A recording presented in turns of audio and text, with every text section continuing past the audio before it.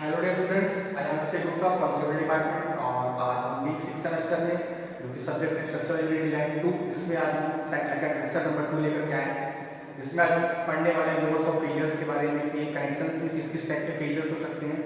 तो जैसे कि मैंने आपको पहले बताया था कि जो आपका स्ट्रक्चरल इंजीनियरिंग डिजाइन जिसमें हम स्ट्रक्चरल डिजाइन पढ़ रहे हैं, इसमें क्या होता था, सेक्शंस मार्केट में रेडीली अवेलेबल होते थे जिनको ला करके हम क्या करते थे, असेंबल्स करते थे थ्रू कनेक्शंस।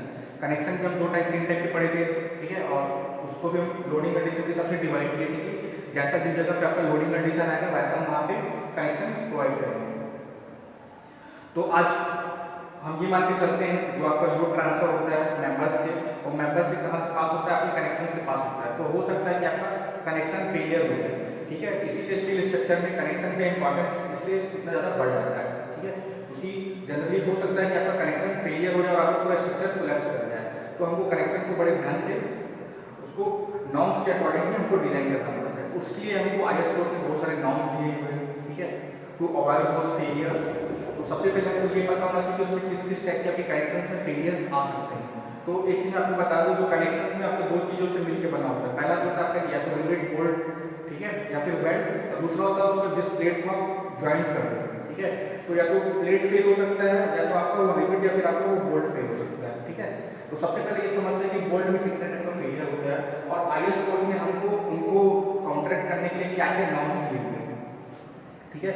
और हमको एक बिग कनेक्शंस को डिजाइन करने के लिए IS कोर्स में क्या क्या नॉर्म्स दिए हुए हैं कि आपको ये चेक्स अप्लाई करने हैं और उसकी कैपेसिटी चेक करनी है उस केस में, ठीक है। वो हमारा होगा डिजाइन कैपेसिटी ऑफ बोल्ट। तो सबसे पहले देखते हैं यहाँ पे बोल्ट से स्टार्ट करते हैं। तो बोल्ट से स्टार्ट कर रहा हूँ। अब इसमें दो टाइप का फेलियर कंसीडर करते हैं। पहला तो होता है आपका क्या, शेयरिंग फेलियर, शेयरिंग फेलियर।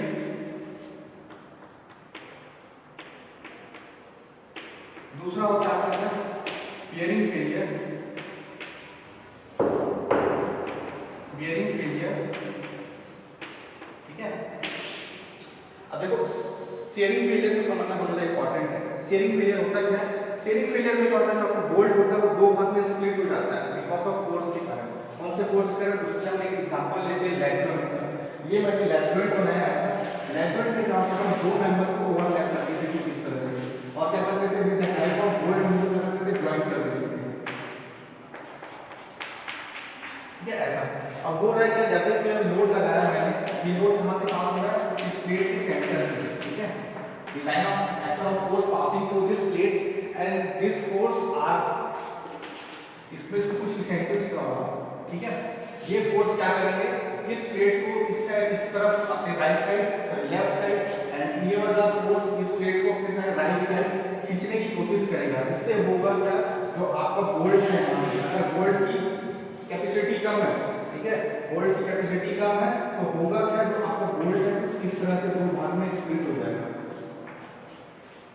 इस फेलियर को बोलते हैं हम शियर फेलियर, ठीक। क्या बोलते हैं इस फेलियर को, क्या बोलते हैं, शियर फेलियर ऑफ बोल्ट। अब बेयरिंग फेलियर समझते हैं। बेयरिंग फेलियर होता क्या है, बेयरिंग फेलियर आपका होता है डाया का बढ़ जाना या फिर डाया का चेंज हो जाना, ठीक है। ये सब क्या कहलाता है, बेयरिंग फोर्स के अंदर आता है। समझते हैं इसको कैसे,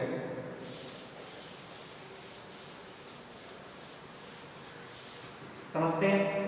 बेयरिंग फेलियर क्या होता है, जैसे कि उसके लिए कोई जॉइंट बनाना पड़ेगा। जैसे कि मान लो मैं इसके पहले में मैंने लैप जॉइंट बनाया था, अभी मैं बट जॉइंट बनाने जा रहा हूं। डबल का बट जॉइंट सिंगल हो, इसमें हम क्या करेंगे, दो मेन मेंबर को आपस में ऐसे हाइट में ज्वाइन करते हुए with the help of cover plate,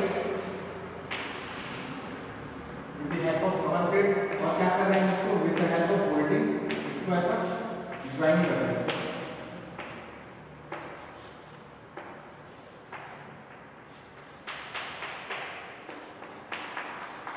ठीक।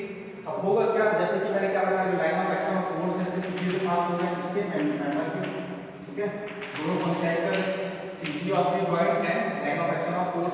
उससे इसेंट्रिसिटी तो नहीं आई, बट हो सकती है ये जब प्लेट इससे खिंचा रहा है तो होगा क्या, ये प्लेट जो है इसके ऊपर एक बेयरिंग फोर्स अप्लाई करेगा। कहां पर अप्लाई करेंगे, बोल्ट के ऊपर, ठीक है। तो ये इससे हो सकता है जो आपका जो बोल्ट है कुछ इस तरह से फेलियर हो जाए, ठीक है। ऐसा कुछ फेलियर हो सकता है। That is called bearing failure, ठीक है। अगर मैं इसका क्रॉस सेक्शन व्यू बनाऊं तो क्रॉस सेक्शन हो सकता है चेंज हो जाए, चेंज कैसे हो जाए, सर्कुलर से क्या हो जाए इलेक्ट्रिकल हो जाए। तो these are called bearing failures, ठीक है। और इसी को हमको क्या करना है, आईएस कोर्स में चेक करने के लिए बोला है कि अगर आपको किसी एक बोल्ट की स्ट्रेंथ कैलकुलेशन करना है या फिर एक बोल्ट की स्ट्रेंथ जानना है तो आपको शियर कैपेसिटी और बेयरिंग कैपेसिटी दोनों को चेक करना पड़ेगा। इसलिए हमको सेक्शन 10 क्लाउज 10.3.3 पेज 75 में दो क्लाउज दिए हुए हैं। 10.3.3 में दिया हुआ है आपका शेयरिंग कैपेसिटी ऑफ बोल्ट और आपका 10.3.4 में दिया हुआ है बेयरिंग कैपेसिटी ऑफ बोल्ट। कौन से पेज में 75 IS 800/2007 में, ठीक है। तो देखो उससे हम क्या निकाल सकते हैं, shearing capacity of bolt and bearing capacity of bolt. इन दोनों में जो भी सबसे कम हुआ, किसमें शेयरिंग कैपेसिटी ऑफ बोल्ट में और बेयरिंग कैपेसिटी ऑफ बोल्ट में, वो मेरा क्या होगा आपका स्ट्रेंथ ऑफ द बोल्ट या फिर बोल्ट होगा, ठीक है। इसके बाद बात करते हैं प्लेट्स की। प्लेट में कितने टाइप के फेलियर हो सकते हैं, तो देखो प्लेट में टियरिंग फेलियर हो सकता है, टियरिंग फेलियर, टियरिंग फेलियर। इसी को हमें क्या होगा, tension failure, tension failure of plate, ठीक। और क्या हो सकता है इसमें, स्प्लिट फेलियर, और क्या हो सकता है इसमें, शियर फेलियर ऑफ प्लेट,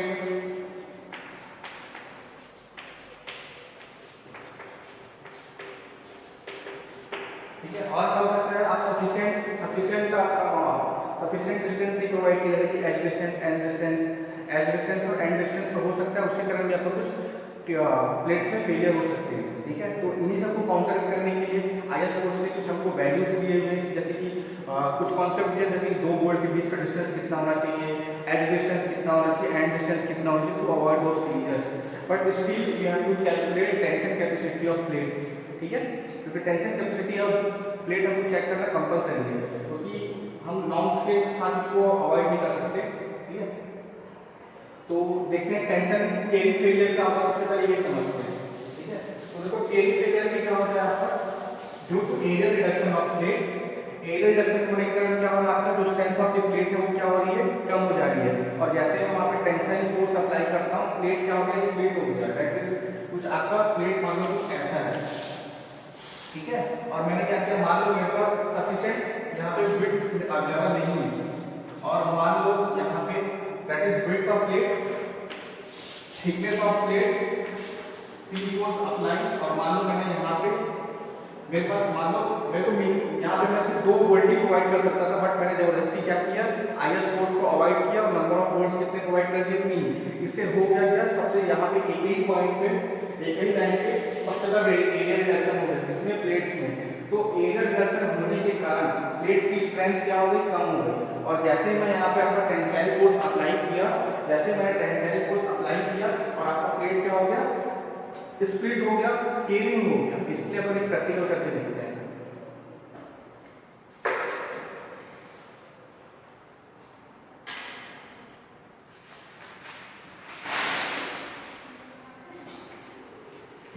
तो इसके बाद आपको प्रैक्टिकल करके दिखा, जैसे कि मान लीजिए ये मेरा कोई प्लेट है, क्या है, ये मेरा एक कोई प्लेट है, उसमें मैंने किसी तरह का भी एरिया रिडक्शन नहीं किया हुआ और मैं इस पर इसको टेंसाइल फोर्स अप्लाई कर रहा हूँ, ये फट नहीं रहा, लेकिन मैं ताकत लगा रहा हूँ फट नहीं रहा। बट अब जैसे ही मैं क्या करता हूँ उसमें एरिया रिडक्शन कर देता हूँ, जैसे कि मान लो मेरे को प्लेट में होल्ड करना पड़ा फॉर द वोल्टिंग, और मैंने एक लाइन में नॉर्म्स को अवॉइड करते हुए सबसे ज़्यादा यहाँ पे वोल्ट प्रोवाइड कर दिया, जो कि मेरे को 3 नहीं प्रोवाइड करना चाहिए था। एग्जाम्पल ले रहा हूँ फिलहाल में, ठीक है। मैंने क्या किया, जबरदस्ती यहाँ पे नंबर ऑफ वोल्ट एक ही सीरीज में अरेंज कर दिए। तो होगा क्या, इससे यहाँ से क्या हो गया, आपका एरिया रिडक्शन हो गया। और आप ध्यान से देखेंगे तो यहाँ पे देखिए इस पॉइंट पे क्या हो गया, आपका स्पेसिंग कम है, स्पेसिंग कम है, किनारे किनारे में स्पेसिंग कम, मतलब कि सफिशिएंट आपका एज डिस्टेंस नहीं है, है ना। एंड डिस्टेंस तो प्रॉपर है, बट सफिशिएंट अमाउंट में एज डिस्टेंस नहीं है, सफिशिएंट अमाउंट में आपका गॉज डिस्टेंस नहीं है, ठीक है। तो हो सकता है कि आपका जैसे मैं इसका टेंसाइल फोर्स अप्लाई करता हूँ, तो देखिए आपका फेलियर कहाँ से हुआ, फेलियर कहाँ से हुआ, जहाँ पे सबसे ज़्यादा एरिया रिडक्शन था आपके प्लेट्स में। तो इस टाइप के आपके फेलियर को बोला जाता है आपका स्प्लिट फेलियर, फिर टेंसाइल फेलियर, फिर टेयरिंग फेलियर ऑफ प्लेट, ठीक है। आपको ये चीज़ समझ में आया, ठीक है। तो आगे बढ़ते हैं। ठीक है, आगे बढ़ते हैं, नेक्स्ट फेलियर की बात करते हैं, स्प्लिट फेलियर। अब स्प्लिट फेलियर की बात कर लेते हैं। जैसे कि मान लो आपका कोई प्लेट है ऐसा, ठीक है, और मान लो आपने किनारे में ऐसा गोल्डिंग प्रोवाइड कर दिया और सफिशिएंट अमाउंट में आपने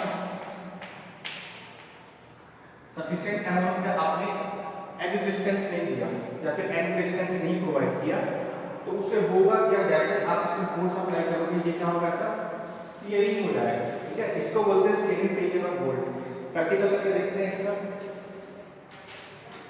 ये मान लो आपको कोई प्लेट है, हालांकि इसकी चौड़ाई कम है, ठीक है, और इसकी थिकनेस भी बहुत ज़्यादा कम है, तो हो सकता है आपको फेलियर थोड़ा कम देखने को मिले, लेकिन मैं कोशिश करूँगा आपको दिखाने का। ठीक है, अब जैसे कि मान लो मैंने यहाँ पे क्या किया, ऐसा मैंने कोई रिडक्शन कर दिया, बोल्टिंग पे होल कर दिया और सफिशिएंट अमाउंट में मैंने यहाँ पे डिस्टेंस प्रोवाइड नहीं किया, तो होगा कि जैसे कि मैंने बोल्टिंग किया, अब बोल्टिंग किया और जैसे मैंने यहाँ पे ऐसे खींचने की कोशिश की, तो हो गया क्या, देखो ये हो गया आपका शियरिंग फेलियर। और शियरिंग फेलियर कहाँ हो रहा है, जैसे कि मान लो इसका कुछ थिकनेस कुछ ऐसा है, तो थिकनेस के अलॉन्ग में कुछ शियर्स जनरेट हो रहे हैं, किसके, क्रॉस सेक्शन के अलॉन्ग। अगर कोई पेंटर पेंट करता है, घर में हम सब्जी काटते हैं, ठीक है, तो जो क्रॉस सेक्शन के अलॉन्ग फोर्स अप्लाई हो रहा है क्रॉस सेक्शन पे, that is called shear force. ठीक है, तो देखो यहाँ पे भी कुछ शियर जनरेट हो रहा है, किसमें, आपके थिकनेस ऑफ प्लेट पे। ठीक है, तो ये हो गया आपका क्या, शियरिंग फेलियर ऑफ प्लेट।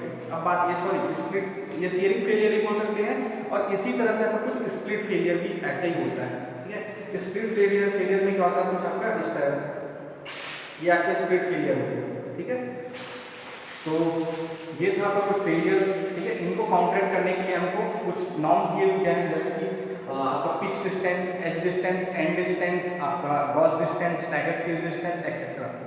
तो जैसे कि पिच डिस्टेंस की बात करते हैं, जो पिच डिस्टेंस होता है इसको मेजर करते हैं parallel to the direction of force. उसके लिए हमको सबसे पहले जॉइंट समझने पड़ेंगे कि हम कितने टाइप के कितने नंबर ऑफ जॉइंट्स प्रोवाइड कर सकते हैं।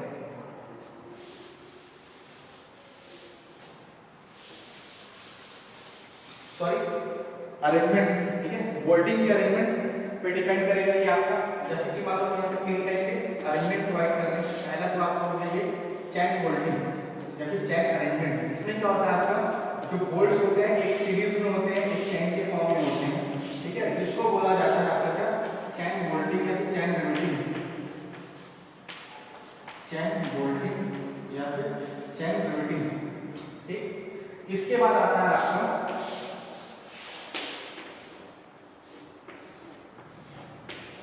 इसको बोला जाता है आपका स्टैगर्ड बोल्टिंग, या फिर इसी को बोला जाता है जिगजैग बोल्टिंग, या फिर इसी को बोला जाता है जिगजैग अरेंजमेंट, बिकॉज ऑफ जो आपका बोल्ट है इसके फॉर्म में जिगजैग फॉर्म है। इसके बाद आता है आपका diamond pattern, one of the best pattern. अगर मैं इन तीनों को कंपैरिजन करूं, तो अगर मान लो मेरे पास इक्वल नंबर ऑफ बोल्ट है, जैसे कि मान लो तीनों जॉइंट बनाने के मेरे पास 6 नंबर ऑफ बोल्ट और सफिशिएंट अमाउंट में मेरे पास विड्थ है, और मैं इस टाइप की जॉइंट्स तैयार करता हूं, तो जो सबसे ज्यादा स्ट्रेंथ प्रोवाइड करेगा वो मेरे को प्रोवाइड करेगा आपका डायमंड जॉइंट। ठीक है, डायमंड पैटर्न। ठीक है, सबसे ज्यादा स्ट्रेंथ मेरे को प्रोवाइड करेगा, उसमें सबसे ज्यादा स्ट्रेंथ मिलेगी। ठीक है, बट सफिशिएंट हर जगह हम इसको डायमंड पैटर्न को नहीं प्रोवाइड कर सकते, क्योंकि हर जगह हमारे पास sufficient amount of width available नहीं होता है, ताकि हम हर जगह डायमंड पैटर्न प्रोवाइड कर सकें। इसलिए हम जनरली चैन बोल्टिंग या फिर स्टैगर्ड ये सब प्रोवाइड करते हैं। ठीक है, तो फिलहाल अभी मैं चैन बोल्टिंग पैटर्न स्टार्ट कर रहा हूँ कुछ और डिस्टेंस समझाने के लिए, इस डिस्टेंस को क्या बोला जाता है और कैसे मेजर किया जाता है। ठीक है, तो जैसे कि आपका ये ऐसा अरेंजमेंट है, इसमें मैंने बोल्टिंग्स प्रोवाइड कर दी है। ठीक, ये आपका पी फोर्स, इस फोर्स के अलाउंग दो बोल्ट के बीच में जो डिस्टेंस मेजर करते हैं इसको बोला जाता है पिच डिस्टेंस। क्या बोला जाता है, पिच डिस्टेंस। ठीक है, इसको क्या बोला जाता है, पिच डिस्टेंस, मतलब कि दो बोल्ट के सेंटर से centre parallel to the direction of force जो हम डिस्टेंस मेजर कर रहे हैं उसको बोला जाता है pitch failure, sorry pitch distance. ठीक, इसके बाद आता है कि दो बोल्ट के centre to centre perpendicular direction of force, ठीक है, परपेंडिकुलर डायरेक्शन ऑफ फोर्स जो हम मेजर कर रहे हैं उसको बोला जाता है गॉस डिस्टेंस। ठीक, और ये होता है आपका क्या, एज डिस्टेंस और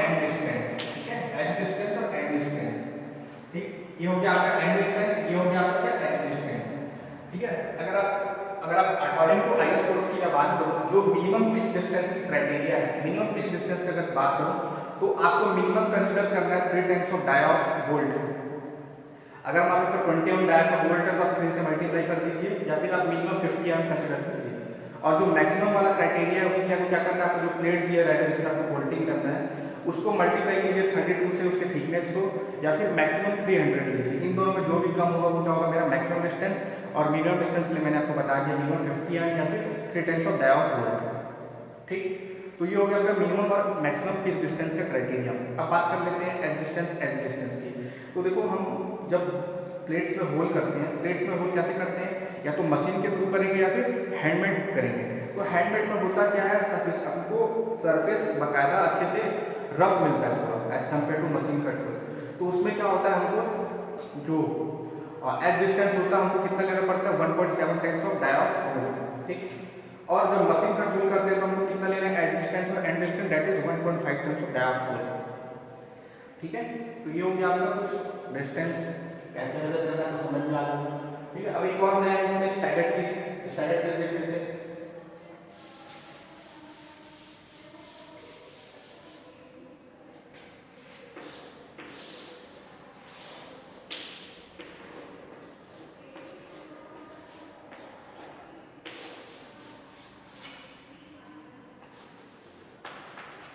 ठीक है, दो बोल्ट के बीच में जो डिस्टेंस होता है इसको बोला जाता है डायगोनल पिच।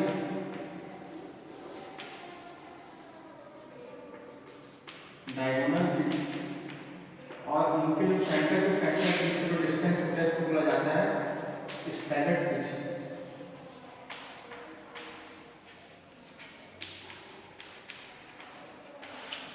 क्या बोला जाता है, स्टैगर्ड पिच। ठीक है, तो ये हो गया आपका कुछ डिस्टेंस, एग्जिस्टेंस एंड डिस्टेंस। और बाकी अगर कुछ डेटा छोड़ गए होंगे तो वो जब मैं आपको न्यूमेरिकल कराऊंगा तो उस टाइम आपको बता दिया जाएगा। ठीक है, तो चलो अब आगे बढ़ते हैं कि आईएस कोर्स में हमको जॉइंट्स के लिए कुछ नॉर्म, हमको कुछ चेक्स अप्लाई करने के लिए बोले हैं, और वहाँ से आपको क्या बोला है, strength of the joint calculate कीजिए। तो उसके लिए हमको सेक्शन 10 जो कि कनेक्शन पेज 73 पे दिया हुआ है, वहाँ से हमको जाना है। पेज 75 में क्लाउज 10.3, क्लाउज 10.3.4। ठीक है, जिसमें शियरिंग कैपेसिटी, बेयरिंग कैपेसिटी आपको चेक करना है फॉर द वोल्ट वैल्यू, और tension capacity for the plates.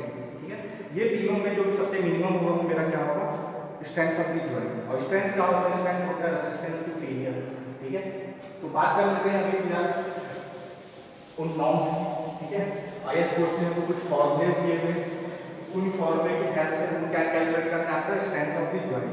तो strength of the joint calculate करने के लिए सबसे पहले हमको shearing capacity of bolt check करना पड़ता है। That is shearing capacity of bolt is equal to VDSB is equal to VNSB divided by gamma MB। ठीक है, ये आपको आईएस कोर्स में कहां पे दिया हुआ मैं आपको बता देता हूं। ये आपको आईएस कोर्स, अगर आप आईएस कोर्स में जाएंगे तो देखिए 10.3.3 में अगर आप देखेंगे तो यहाँ पे लिखा हुआ शियर कैपेसिटी ऑफ बोल्ट, और शियर कैपेसिटी ऑफ बोल्ट में लिखा हुआ the design strength of the bolt that is VDSB is equal to VNSB upon gamma MB। और यहाँ पे VNSB क्या आपका nominal shear capacity of bolt. ठीक है, दैट इज VNSB क्या आपका nominal shear capacity of bolt. और VNSB आपको कैसे निकालना, VNSB आपको निकालना है यहाँ पे उसका फॉर्मूला दिया हुआ आईएस कोड में, दैट इज Fu। यहाँ पे Fu कौन सा रहेगा आपको, यहाँ पे Fu रहेगा आपका बोल्ट का, मतलब कि ultimate tensile strength of the bolt, that is √3 gamma MB into number of shear plane into net area of bolt from कहाँ का थ्रेड पोर्शन का, और नंबर ऑफ shear plane कहाँ का सेंट एरिया का into area of bolt from कहाँ का Saint area का। ठीक, अब ये ANB ASB NN और NS को समझना सबसे ज्यादा इंपॉर्टेंट चीज है कि NN है क्या, NS है क्या, ANB क्या है, ASB क्या है, ये समझना सबसे ज्यादा इंपॉर्टेंट चीज है। तो इनको समझने के लिए हमको क्या करना पड़ेगा, कुछ जॉइंट्स बनाने पड़ेंगे। तो जॉइंट्स बनाते हैं, जैसे कि मान लो मैंने यहाँ पे क्या किया, एक लैप जॉइंट तैयार किया। ठीक है, और क्या किया मैंने यहाँ पे बोल्टिंग कर दिया, बोल्टिंग किया। ठीक है, कुछ ऐसा ठीक है। अब उससे करंट हो सकता है कि आपका क्या हो गया, आपका ये फेल हो गया, आपका बोल्ट फेल कहां से होगा, इस पॉइंट से होगा, ठीक है। क्यों, क्योंकि ये वाला प्लेट इसको इधर खींचने की कोशिश कर रहा है, ये वाला प्लेट इसको यहां कोशिश कर रहा है। तो देखो क्रॉस सेक्शन के अलोंग कोई फोर्स आ रहा है जिसको क्या बोल रहे हैं, शियर फोर्स, और उस शियर फोर्स के कारण क्या हो रहा है, आपका शियरिंग फेलियर हो रहा है, ठीक है। तो शियरिंग फेलियर कहां जनरेट हो रहा है, आपके क्रॉस सेक्शन पे। अगर बोल्ट को टॉप व्यू से देखूं तो इस फोर्स क्रॉस सेक्शन पे क्या जनरेट हो रहा है, आपका शियर फोर्स जनरेट हो रहा है, दैट इज एरिया, ठीक है। ये क्या हो जाएगा, शियर फोर्स, ठीक है, कहां जनरेट हो रहा है, क्रॉस सेक्शन में। इसके कारण क्या हो गया, आपका जो ये बोल्ट है दो भाग में स्प्लिट हो गया ऐसा, ठीक है। और देखो लैग जॉइंट में जब कभी भी हम इस टाइप का फेलियर होता है तो यहाँ पे देखो नंबर ऑफ शियर के लिए प्लेन कितना है यहाँ पे, दैट इज nn इसलिए मैं 1 ले रहा हूँ, क्यों, क्योंकि ये कहाँ पे हो रहा है, आपका थ्रेड पोर्शन पे हो रहा है, और यहाँ पे नंबर ऑफ शियर प्लेन कितना है, 1 है, इसलिए मैं इसको क्या ले रहा हूँ, nn 1। अब यहाँ पे AMD क्या होगा, AMD क्या होगा, टोटल एरिया का 78%, मतलब कि टोटल बोल्ट का जो एरिया होगा उसका क्या करना है, वो 78% लेना है। क्यों लेना है, क्योंकि हम जब बोल्ट बनाते हैं तो उसमें थ्रेड बनाते हैं, चूड़ी बनाते हैं, उस चूड़ी में क्या होता है, कुछ मटेरियल का रिडक्शन होता है। तो जब मटेरियल का रिडक्शन होता है तो हम ये मान के चलते हैं कि जो हमारे पास एरिया बचा हुआ है, डेट इज ओनली 78% एरिया बचा हुआ है, इसीलिए हम इसको कैलकुलेशन पर्पस में 78% लेके चलते हैं।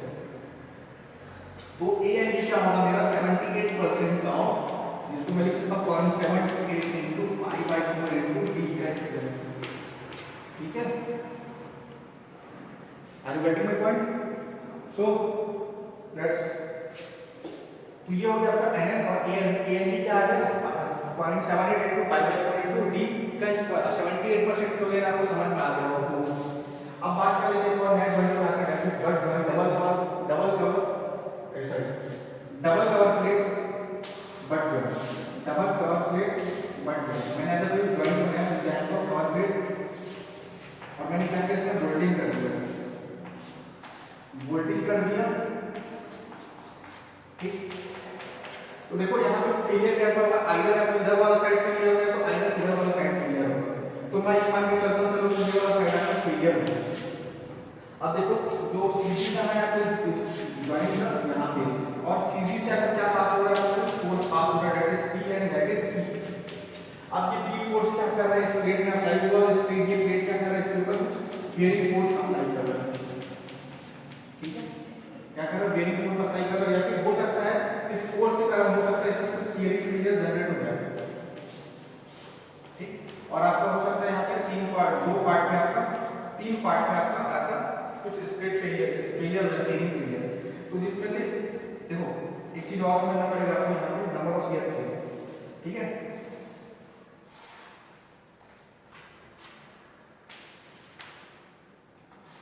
ठीक है, तो देखो जो नीचे वाला पोर्शन है आपका फ्लैट पोर्शन से क्या हो रहा है, एक फेलियर हो रहा है, और दूसरा फेलियर कहां से हो रहा है, आपका सैंक पोर्शन से हो रहा है, ठीक है। इसलिए मैं यहाँ पे जो nm मतलब कि number of shear plane passing through flat portion, that is 1, और ns क्या हो गया आपका number of shear plane passing through shank area, that is 1, ठीक है। अब यहाँ पे आपको सैंक एरिया मतलब कि ASB कितना लेना है, आपको कंप्लीट लेना है pi/4 into d के स्क्वायर, ठीक है। यहाँ पे क्योंकि यहाँ पे किसी भी तरह का एरर रिडक्शन नहीं हुआ किसी भी बोल्ट में, ठीक है। तो कैलकुलेशन के टाइम ये सब चीज आपको ध्यान रखना पड़ेगा कि कहां से किस टाइप का फेलियर हो सकता है।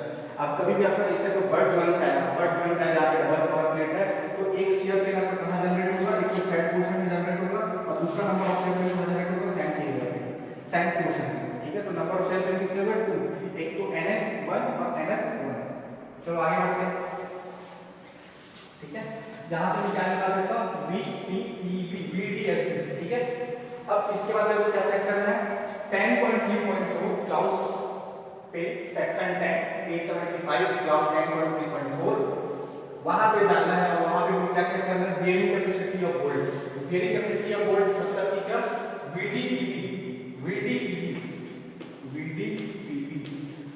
निकालने के लिए क्या निकालना पड़ेगा, VMPP divided by gamma MP, ठीक है। ये क्या आपका nominal bearing capacity of bolt. Nominal bearing capacity of bolt कैसे निकालेंगे, देखो VMPP, इसके लिए मेरे को IS कोड में मेरे को फार्मूला दिया हुआ है, that is 2.5 times of bearing factor, that is kb into dia bolt into T minimum, ये डिपेंड करेगा आपके प्लेट के थिकनेस पे, ठीक है, into ultimate tensile strength of plate divided by बस, ठीक है। अब यहाँ पे ultimate tensile strength of plate क्यों लिया जा रहा है, क्योंकि जो प्लेट है वो क्या कर रहा है, आपका बेयरिंग फोर्स लगा रहा है इसके ऊपर, बोल्ट के ऊपर, ठीक है। That's why here you are considering ultimate tensile strength of plate, ठीक। आगे बढ़ते हैं। अब देखो एक टर्म आया यहाँ पे बेयरिंग फैक्टर दैट इज केबी। इस केबी को निकालने के लिए आईएस कोर्स ने आपको 4 फॉर्मूलेस दिए हुए हैं। इन चारों में जो भी सबसे मिनिमम होगा वो मेरा क्या होगा, केबी की वैल्यू होगा, ठीक है। तो देखिए देखते हैं कैसे निकालते हैं केबी, ठीक है। 10.3.4 में आप ब्राउज में जाएंगे, उसके नीचे देखिएगा, उस फॉर्मूले के नीचे केबी के लिए कुछ 4 फॉर्मूलास दिए। दैट इज पहला है जिसमें आपका क्या E divided by 3 times of D not. यहाँ पे आपका E क्या है, आपका E है आपका एंड डिस्टेंस, ठीक है। तो एंड डिस्टेंस हम लोग कैसे निकालते हैं आपको पता होगा, थोड़ी देर पहले हमने डिस्कस किया। अगर मशीन का टूल है तो 1.5 टाइम्स ऑफ D नॉट और हैंडमेड का है तो 1.7 टाइम्स ऑफ D नॉट, ठीक है। D नॉट क्या है आपका डाया ऑफ प्लेट को, मतलब कि हम प्लेट में जो होल किए हैं वो होगा हमारा D नॉट, ठीक है। ये हो गया हमारा D नॉट। यहाँ से मैं क्या निकाल सकता हूँ, फर्स्ट वाला केस, ठीक। आगे बढ़ते हैं। सेकंड है आपका that is pitch upon 3 times of D not minus 0.25, ठीक है। यहाँ पे P क्या है आपका पिच डिस्टेंस, मिनिमम आपको पता है कितना लेना और मैक्सिमम कितना लेना है ये आपको मालूम है, ठीक है। यहाँ से मैं क्या निकाल सकता हूँ आपका ये वाला इसकी वैल्यू। तीसरा जो आपका केस है इसमें तीसरा जो केस है that is FUB divided by FUP, that is ultimate tensile strength of bolt divided by ultimate tensile strength of plate. इन दोनों का जो भी रेशियो होगा उसको चेक करना है। सबसे लास्ट है दैट इज 1। इन चारों में जो भी सबसे कम होगा वैल्यू वो होगी मेरी bearing factor, that is bearing coefficient की वैल्यू या फिर बेयरिंग फैक्टर की वैल्यू, ठीक है। दैट इज केबी, जो भी होगा हमारा केबी होगा। इन केस अगर आपको केबी एग्जाम में नहीं दिया हुआ है, ठीक है, किसी भी कॉम्पिटिटिव एग्जाम में अगर आपको नहीं भी दिया हुआ है तो आपको वहाँ पे केबी की वैल्यू 1 मार करके 1 रख करके सॉल्व करना है। तो अगर प्रैक्टिस करने से पता चल जाता है कि हमको केबी की वैल्यू कितनी आएगी। जैसे कि 20 mm डाया के लिए हमारी केबी की वैल्यू कितनी आती है, 0.5 आती है, जो कि पहले के दिन मिल जाती है और वही हम लेकर के सॉल्व करते थे, ठीक है। वैसे तो ये हो जाती है बेयरिंग कैपेसिटी ऑफ बोल्ट कैसे चेक करते हैं, उसके क्या क्या टर्म्स थे नॉर्म्स थे ये हमने निकाल ली। अब बात कर लेते हैं इसकी tension capacity of bolt. Tension capacity of bolt आपका सेटिस्फाई करना चाहिए, दैट इज TB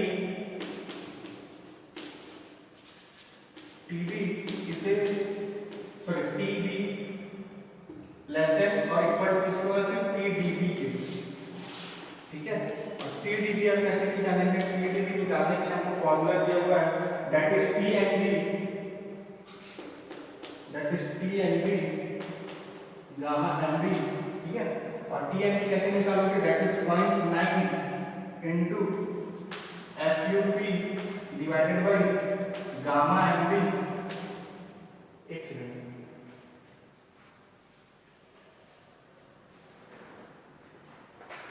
एक्चुअली यहाँ पे FUB है, ठीक है, FUB एंड इनटू ANB, ठीक है। यहाँ से हम क्या निकाल सकते हैं TDB, ठीक है। TDB क्या होगा आपका, ठीक है, tension capacity of bolt, sorry tension capacity of plate. तो चलो आगे बात कर लेते हैं TNB क्या होगा, nominal tensile capacity of bolt और sorry nominal tensile capacity of plate. यहाँ पे TNP आएगा, एक्चुअली में TNP आएगा, यहाँ पे TP आएगा, ठीक है, TDP TNP, ठीक। और यहाँ पे जो FUB है ये FUP आएगा, ठीक है। तो इससे हम क्या निकाल सकते हैं, टेंसाइल कैपेसिटी, ठीक है। तो जब हम न्यूमेरिकल सॉल्व करेंगे तो उसको देखेंगे, ठीक है। तो अभी फिलहाल आगे बढ़ते हैं और सीधा अब यहाँ पे मैं कुछ इंपॉर्टेंट चीजें डिस्कस कर रहा हूँ कि क्वेश्चन किस किस टाइप का यहाँ पे फॉर्म हो सकता है। तो देखो सबसे पहली बात हमको ये समझना पड़ेगा कि यहाँ पे 3 टाइप के अपने क्वेश्चन फॉर्म हो सकते हैं। कैसे कैसा, पहला तो हो सकता है आपको कि बोल्ट वैल्यू निकालने के लिए बोल रहे हैं। बोल्ट वैल्यू मतलब कि एक स्ट्रेंथ ऑफ द बोल्ट, एक सिंगल बोल्ट पे स्ट्रेंथ निकालने के लिए आपको पूछ सकता है, जिसमें से आपको क्या क्या चेक करना पड़ेगा, शेयरिंग कैपेसिटी चेक करना पड़ेगा, बेयरिंग कैपेसिटी चेक करना पड़ेगा, ठीक। इन दोनों में जो भी सबसे मिनिमम होगा वो मेरा क्या होगा, बोल्ट वैल्यू, ठीक है। इसके बाद आता है आपका क्या, अगर क्वेश्चन दूसरा आता है क्या आता है कि आपका strength of the joint check कीजिए या फिर स्ट्रेंथ ऑफ जॉइंट कैलकुलेट कीजिए। वहाँ पे आपको क्या तीनों चीज़ चेक करना पड़ेगा। पहला क्या, sharing capacity of bolt, bearing capacity of bolt, tension capacity of plate, ठीक है। इन तीनों में जो भी मिनिमम होगा वो मेरा क्या होगा, आपका स्ट्रेंथ ऑफ द प्लेट, ठीक। इसके बाद बात कर लेते हैं हम एक और टाइप का, इसमें न्यूमेरिकल आता है, पर पिच से रिलेटेड क्वेश्चन आता है। सिर्फ आपको वो पर पिच लेंथ की सिर्फ कैलकुलेशन करना पड़ता है उसमें, ठीक है।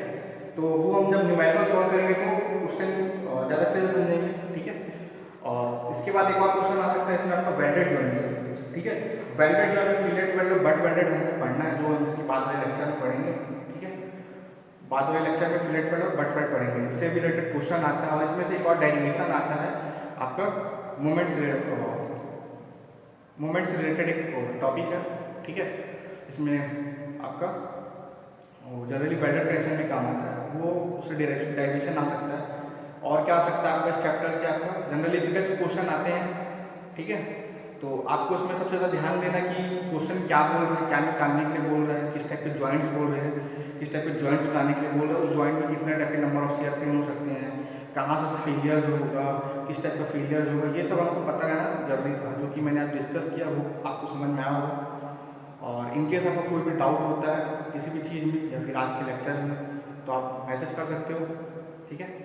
आपको नोट्स प्रोवाइड किया गया है, आप नोट्स को पढ़िए और कोई भी डाउट होता है तो पूछिए। सो थैंक यू, और हम इसके बाद वाले लेक्चर में मिलेंगे। Thank you.